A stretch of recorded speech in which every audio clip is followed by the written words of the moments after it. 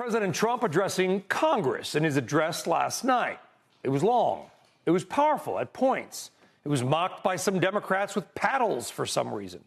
But it also did touch on a number of topics critical to you, the CNBC viewer and listener, things like tariffs and inflation, even talk about taking back the Panama Canal.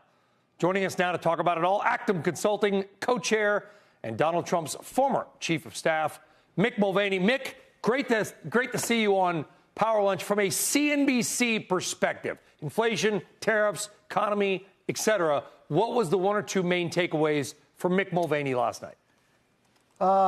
It wasn't the Panama Canal. It wasn't even Ukraine. It was the tariffs. And I think what you're going to see now, Brian, is what I call sort of a strategic ambiguity on tariffs.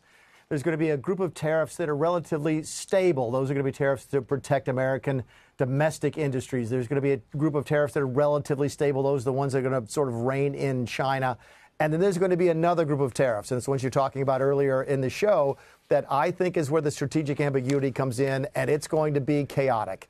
Anytime for the next 4 years that Donald Trump gets an answer from a foreign nation that he doesn't like on whatever the topic is, you are going to hear about tariffs on that particular nation. And it's just the sort of the uncertainty that the markets are going to have to deal with. So I did notice, by the way, that if you watch the interaction between the president and his party last night, my party, the Republican Party, the enthusiasm for the tariffs was not nearly as broad on the floor of the House last night as it was for some of the other things.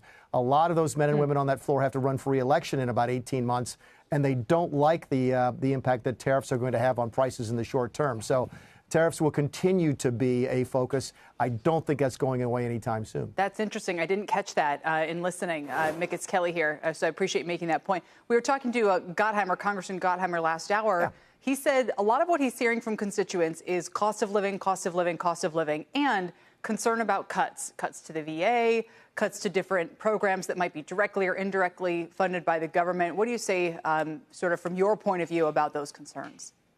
Yeah, the cost of living stuff is real. Keep in mind, I have full faith in what the Trump team is doing writ large as a package is going to have downward pressure on prices, just like it did in the first term. Look, we were running huge deficits. We had no unemployment, and we had tariffs in the first term, but inflation was under control. That's because the other things the Trump team is going to put into place over the course of this first term will have a downward pressure on price. I'm thinking specifically about deregulation, which still doesn't get enough attention, even on this network. But that being said, tariffs are going first, and they are immediate. It takes a while for the deregulatory agenda to flow through to prices.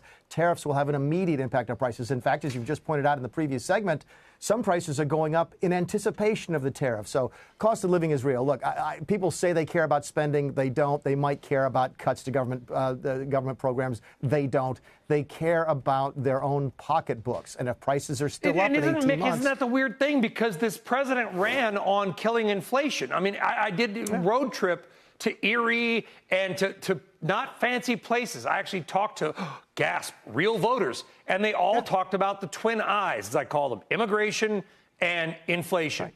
All right, so let's focus on inflation. We have a president who said, I'm going to, if you elect me, I will crush inflation. Fine.